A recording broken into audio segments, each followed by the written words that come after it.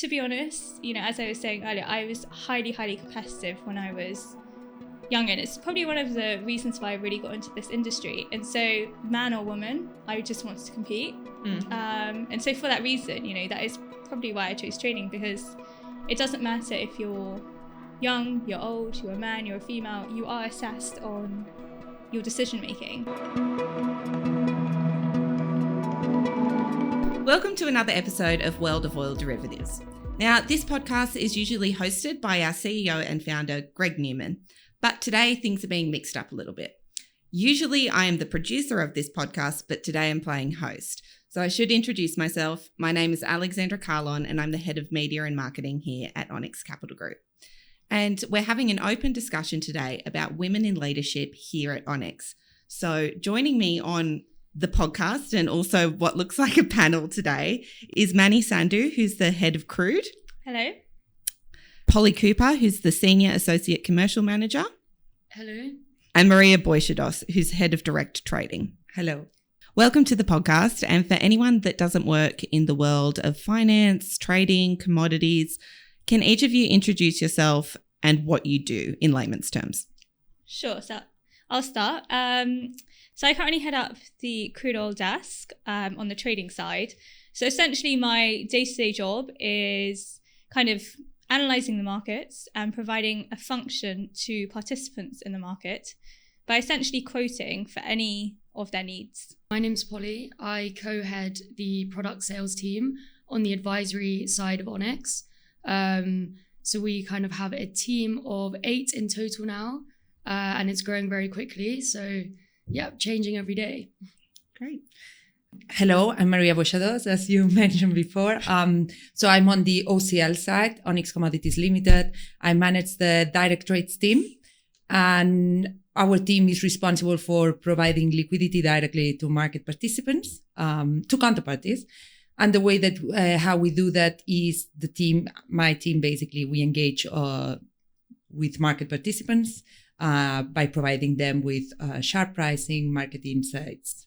Now, something that I've spoken to Manny before that I found really interesting, and I really wanted to open this up for discussion on the podcast, is what's your style of leadership? And like, we kind of hear that as buzzwords all the time, that, there's authoritative and, there's lenient. But I feel like now that we see so many more women in these leadership roles, that expands even more. Manny, did you want to kind of touch on what your leadership style has been with some of the examples that we have previously spoken about? Yeah.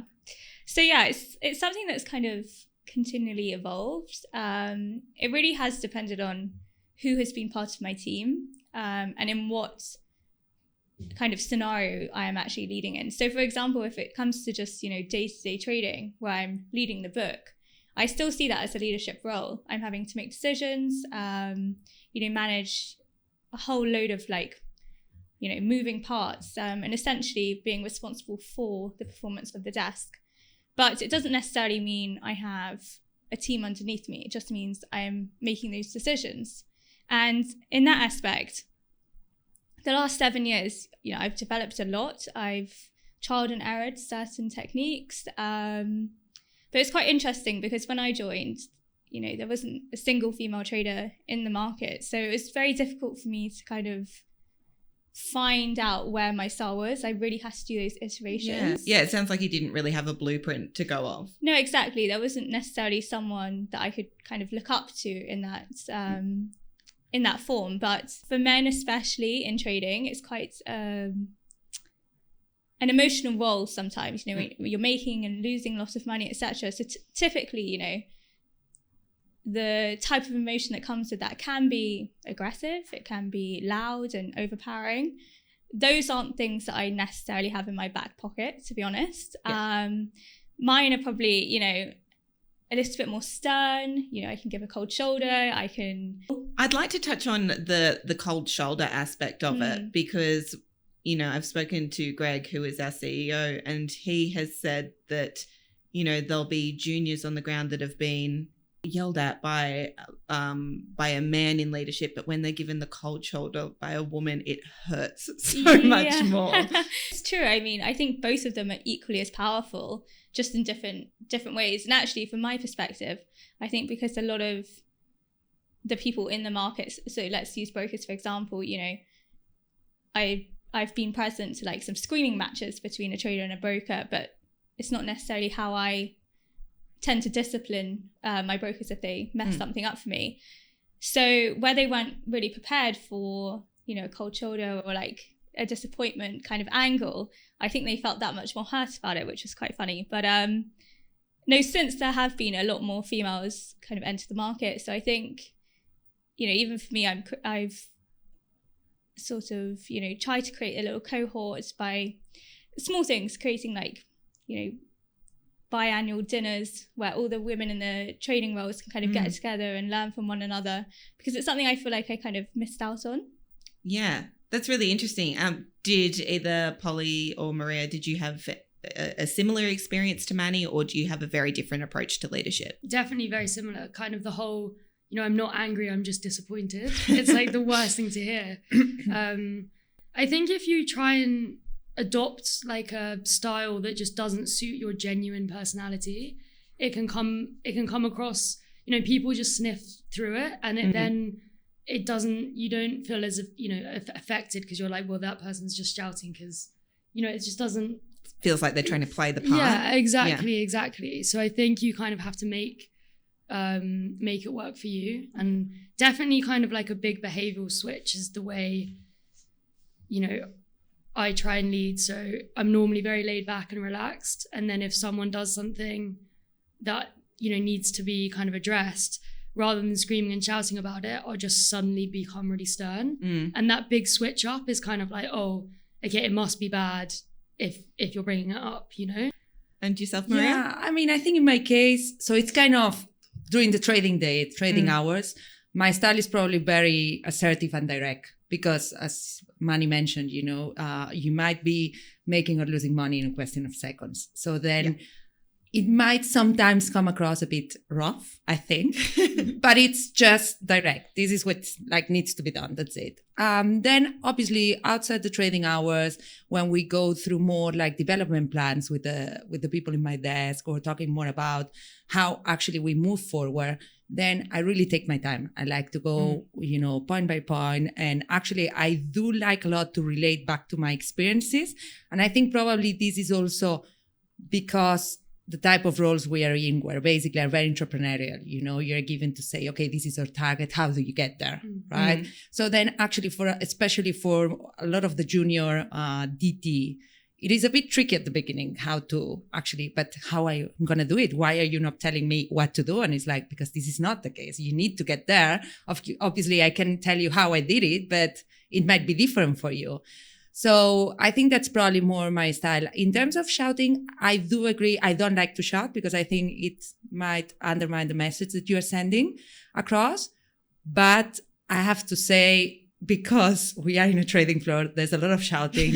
I have shouted. So I've done it, but I definitely try not to. So if I can. Yeah. I think there is a bit of a fine line between kind of getting your management style across, or like the perception of your management style, and then also not ruining your reputation. Like it's a bit of a balancing act. I feel it's a fine line to walk, and something that Maria has touched on. It almost seems like you have these two different styles of management, that when you're on the trading floor, you know, it's so go that you will shout at people, but when you're off the trading floor and you're thinking more strategically kind of about the future of your desk, that you have a different style. Yeah, definitely. I mean, and I think it's just a bit sometimes the heat of the moment. Yeah.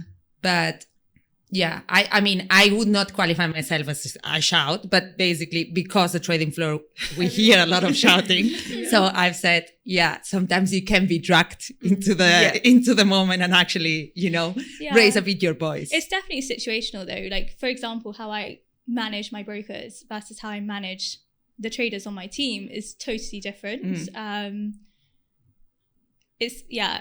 I've said it a few times actually to my team that sometimes they treat me kind of like their mum.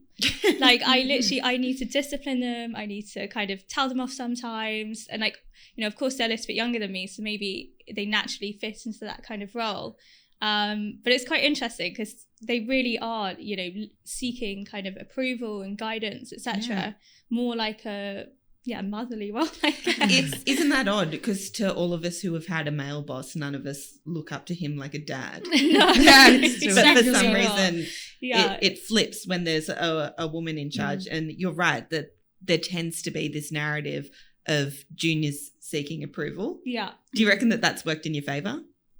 I do actually. I think in any kind of expertise, you know, really you get kind of like your kudos from having that expertise or like doing the reps, etc. So I think when I first started in my career, maybe the first 2-3 years, it was a bit more difficult for me to kind of assert myself because I hadn't built that expertise up now. Hadn't built that expertise yet. But fast forward to now, I think I demand a lot more respect, not only as a leader, but as a trader or as a professional, because I have built that expertise. So when people below you are kind of seeking that, it's a lot easier to make it kind of more natural, if that makes sense. Like, Yeah, that does. I myself have qualified why I should be a leader for them, if that makes sense. I don't know if you guys agree. Yeah, no, definitely. I think the whole like paternalistic aspect of it is quite interesting because like how like, you know, you say that kind of you think that sometimes your team, you have to mother them a bit. And it's probably because like as a male, you kind of have natural respect for your mum.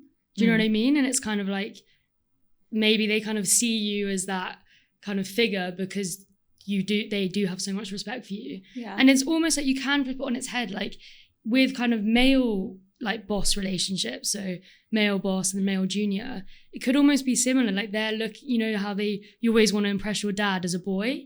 So it's kind of like, although it's very different when it's like intersex, kind of it's interesting to kind of look at it. Yeah. Yeah, I mean, I actually haven't had a female on my team yet, so it'll be interesting when I do and how that relationship evolves. I think you have some definitely. female juniors, right? We seemed to only hire girls at the start, and then like just completely coincidentally because they just were better. And now we've got some boys on the team, which is good, and it's kind of a good mix. I think, to be fair, I mean, it's still early days, like when we kind of really grew the desk, but I haven't noticed a big difference between the two. I think my management style just seems to kind of be like going well in both cases, luckily so far. But yeah, it'll be interesting to see the more nuances as it kind of progresses a bit. Well, but what I have noticed, because I have both, right? And then it's interesting because, you know, I see when the girls on my team, they are maybe shouted by anyone in the trading floor, they would be like, oh my God, you know, and I actually feel fear. I remember that. I remember. So you are like, oh my God. While actually with all the junior traders, they basically are all male and they really don't. You can tell that they are like unfazed. Unfazed. And actually, when they've made a mistake or there's something that I get angry with, and we go into a meeting room, and you know, I kind of go through more of what happened, the feedback, and like, you know, telling them I'm really disappointed. You can tell they leave the meeting room a bit like really rattled. Like destroyed. You know. So I was like, that's a different. Like it's really a difference because it's true. Like for me. I mean, and then probably we will discuss that later. But one of the challenges I always thought in this industry was at the beginning for me, it was about the shouting because I used to take it very personally. Yeah. And actually, you need to overcome the thing of taking things personally. That kind of leads me into my next point is how do you take on feedback from the higher ups or from people around you? What's your process in not making it so personal? I think, so again, this is a skill to do that because when I first started, I was terrible at it. Honestly, I would take everything to heart.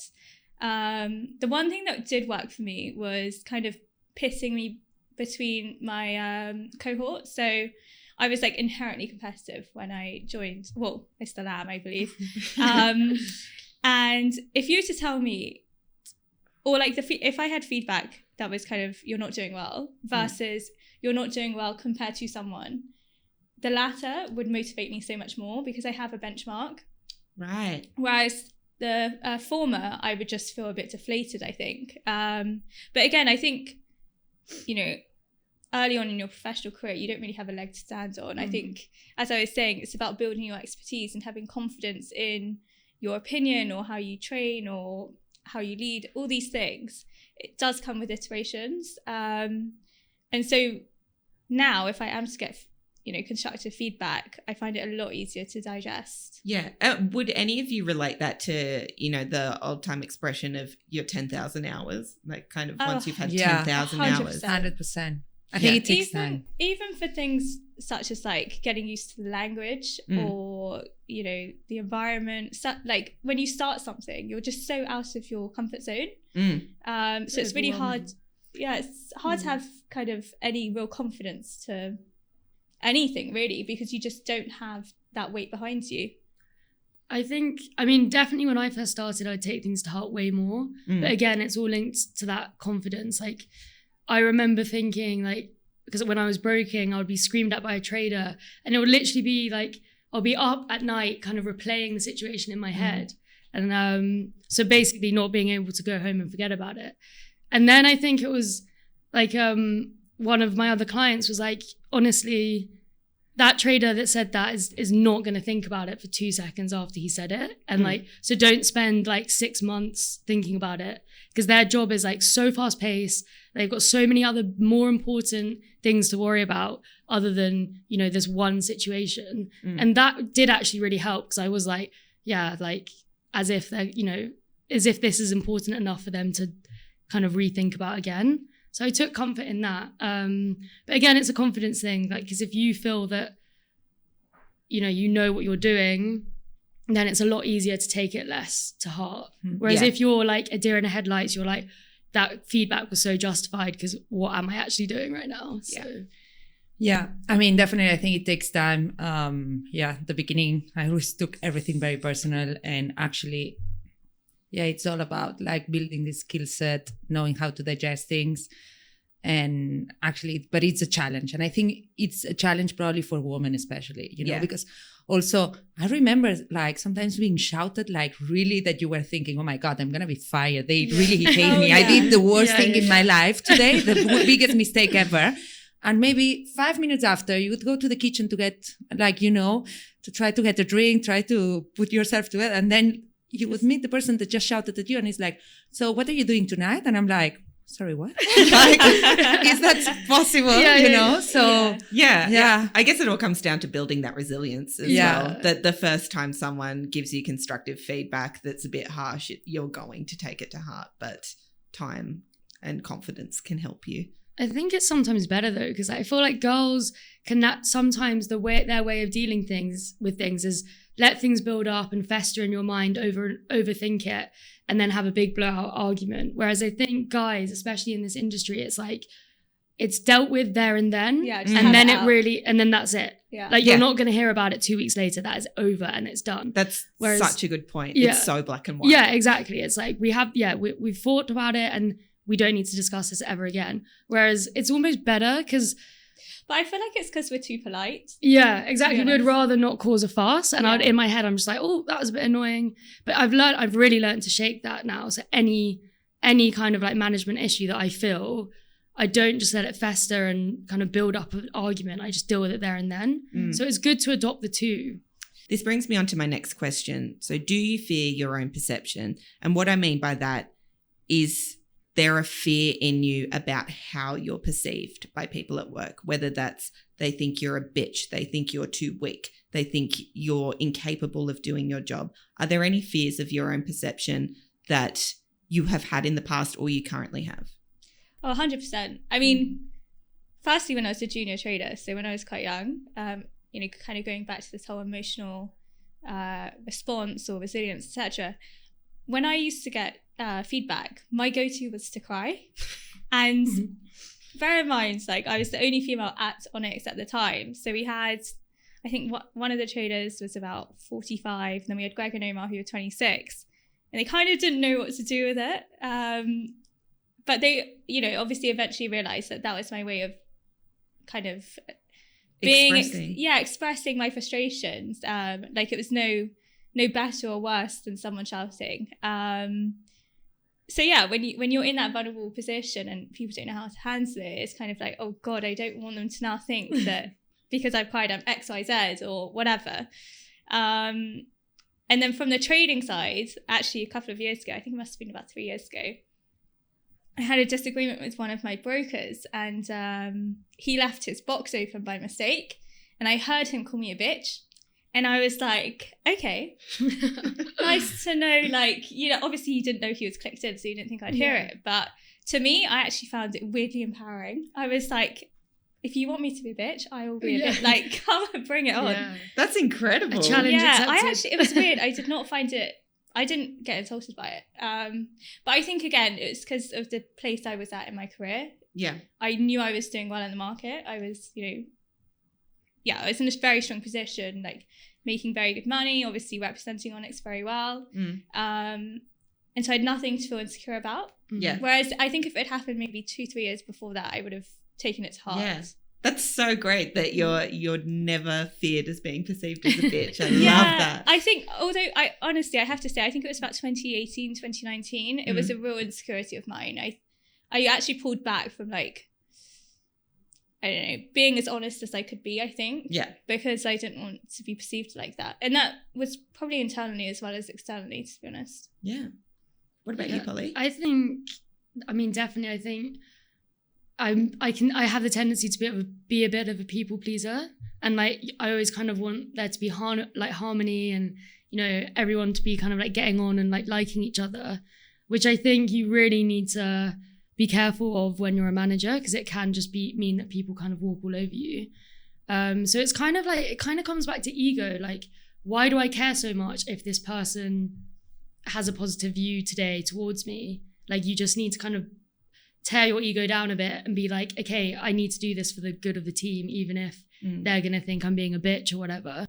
So yeah, it's definitely something that I really have to carefully monitor in my leadership style. But I'm very lucky because my co-manager is kind of takes on the bad cop and I'm the good cop. So it's like a really good, like, kind of like duo.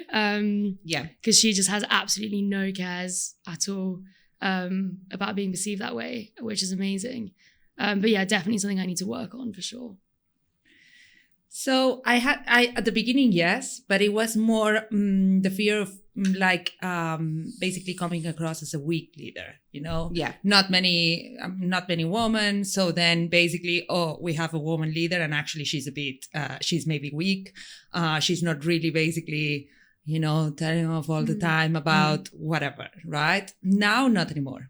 Like now, yeah. And I think it's, again, part of, you build that confidence in time. Also, when you actually, it also takes time, but in a way you feel, as Manny was saying, like you feel in a strong position. You've done things well in the past. So why it's not going to be the same in the future? So, you can relate back to those experiences. The people know around you. So then now I actually don't have that fear anymore. And actually, then you're also more confident, which is good. You build on your confidence. Yeah, what I would say though is all of us are in performance roles. So, you kind of can't argue the P&L that I've made or the sales revenue that Polly's made and the direct trading deals that Maria's made. And so being able to quantify how good we are makes it so much easier for us to back ourselves. Yeah.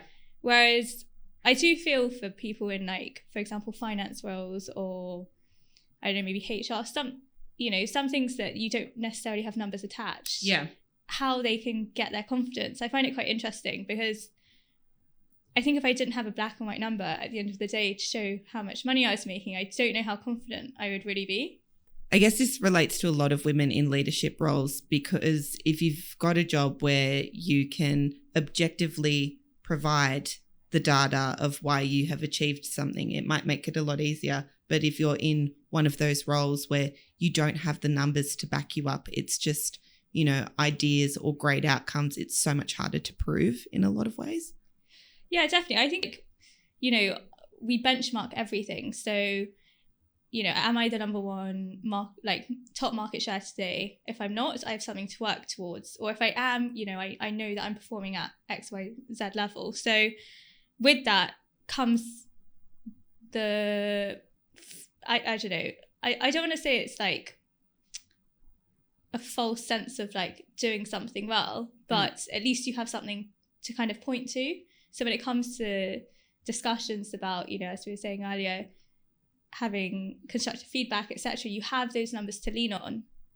I don't know. I find it, I find it is definitely a crutch for me. Yeah. I mean, certainly it gives reassurance. Yeah. And especially for us also, I think, because maybe the way that we function is more like we prove ourselves and then we say, actually, we've done that. Yeah. And sometimes I remember when I started, I had other people that basically at the same level and they would be like, I've just done it, but actually, they would say it straight away. And my style is more like, let me prove myself. And then I come to you and I say, that's what I want. That's what I need. It's like show, don't tell, basically. Yes. Yeah. Yeah, definitely. I think, again, it comes back to kind of that self-confidence in people, and women especially. Like, I feel like, I mean, again, this is personal opinion, but women's self-confidence is naturally a lot lower than a man's. Yeah. And so when you have something in black and white, like a P&L figure or a sales revenue figure, it just gives that confidence. And I definitely attribute some of my success in leadership to the fact that it's because I'm a trader. And I have confidence in my ability to trade because there is a black and white number at the end of the day. Something that I wanted to ask all of you ladies, it's because something that has really affected me and I wanted to know if it's affected you. Have you ever cried at work? Definitely. I mean, when I was broking at the early days, I think it was pretty much a daily occurrence. But yeah, no, luckily since joining Onyx, I haven't really had to. But it's because I've gone from a very environment that was very shouty to here on the advisory side. Luckily, there's less shouting to do. It's a bit slower paced, which is great. But yeah, I definitely cried at work all the time. But again, it links back to how confident you are, because it was really early on when I didn't really know much and I was making loads of mistakes. And then as soon as you build up your confidence, I think it's easier to you're not getting as frustrated as often. So that the kind of, the stat of how often you're crying is drastically reduced. The ratio. It's a good stat. Yeah. Yeah, I mean, I cried, especially at the beginning, a lot. But it was more, I mean, I always tried to kind of, okay, let's run to the toilet and I'm going to cry. Yeah. Let's go to pick up your lunch. Let's get the coffee. And then I would cry. And then I think also because I always had these rules of, it was my dad's rule, which was don't cry at work. And I was always like trying to keep myself, like a sin. Like don't cry. But yeah, I mean, I cried a lot. And I think a lot of the time it was because of the tone, like, the shouting. Sometimes the tone was a bit aggressive. So I was not really used to it. And I would take it personal. Yeah, I just think it's so natural. I mean, I'm really similar to Polly and Maria all the time when I was a junior. But really, if you look at like the ways that we are outwardly emotional, we're quite limited. Like I would never, as we were saying, we don't typically raise our voice. Like I think I've slammed the desk maybe once or twice, and I'm like, I'd love that to see actually it. really hurt. Yeah. I don't know why I did that. And so when you have this like pent up frustration, like everyone gets it, man or female. How do you get rid of it? Like it just feels like you need to shock your body to just like release the emotions so you can move on. Yeah. And more often than not, it's through crying for us. Yeah. But I mean, don't get me wrong, like out of frustration, but also, wrong time of the month, I will definitely be crying if someone talks to me in the wrong 100%. tone. Yeah. It just is nature. Yeah, I think that's a great point. And I think that women especially need to strip away that shame of that crying at work is a terrible thing. You should never do it, actively avoid it. And it's just like, if that's how I need to process the emotion or process the fact that, I haven't done my best work today and I'm really frustrated with myself for that, it's always usually on me when I'm crying. Yeah. I'm not crying because someone has been mean to me. Yeah. I'm crying because I've let myself down. 100%. Yeah. I think it's just what you need to do to process the emotion and move on straight away, right? So like a guy might punch a wall and then he's like, oh, I feel so much better now, other than my broken hand.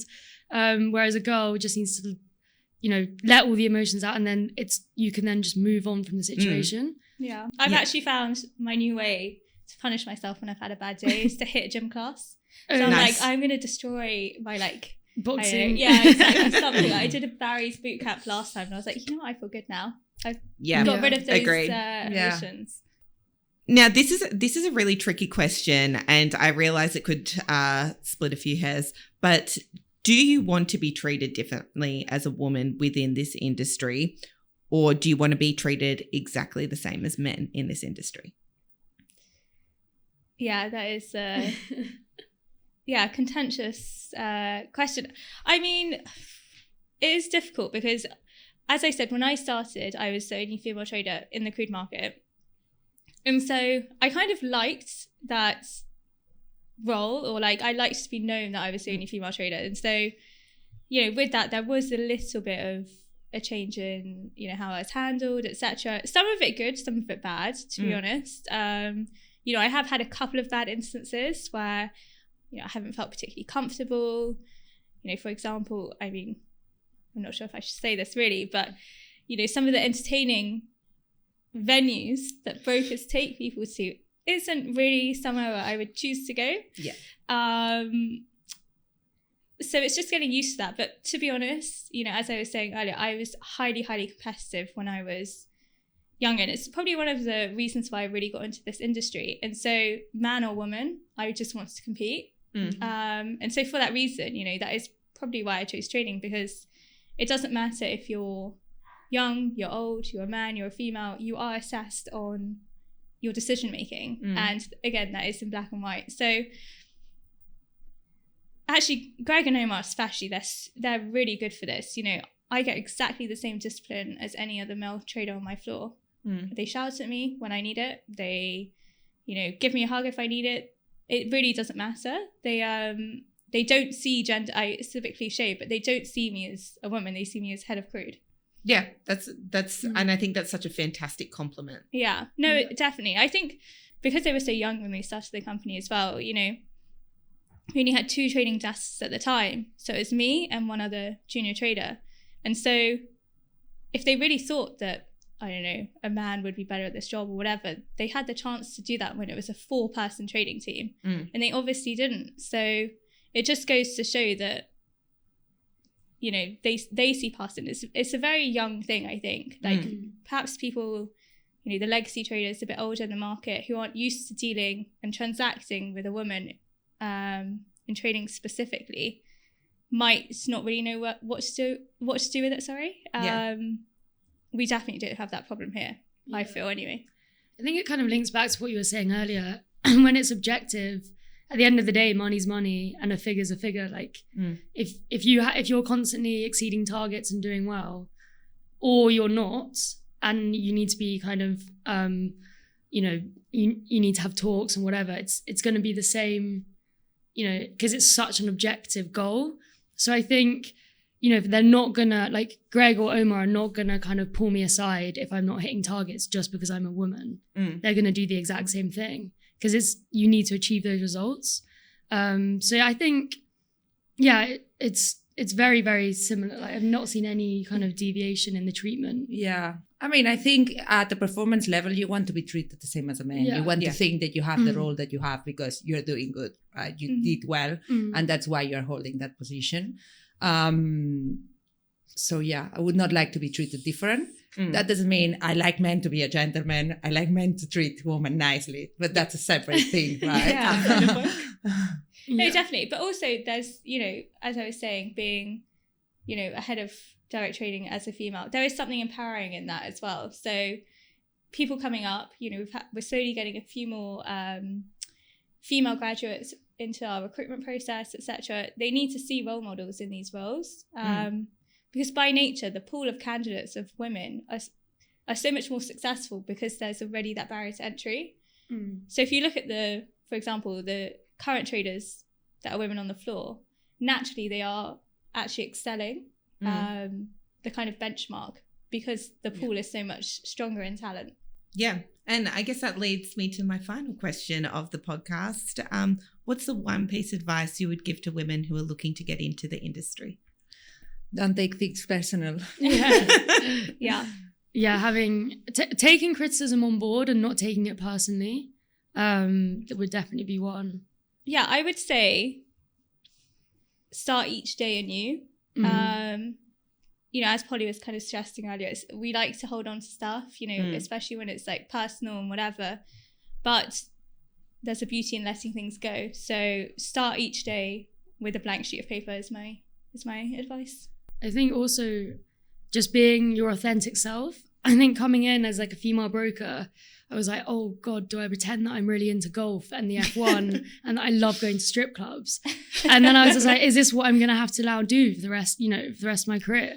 But then I was like, if you just be your authentic self and find, your niche and how you can provide a good service and like have a strong professional working relationship and not try and mold your style to fit into what's around you, because it's just so transparent. Like as soon as you get on the golf course, it'll be very evident. Exactly.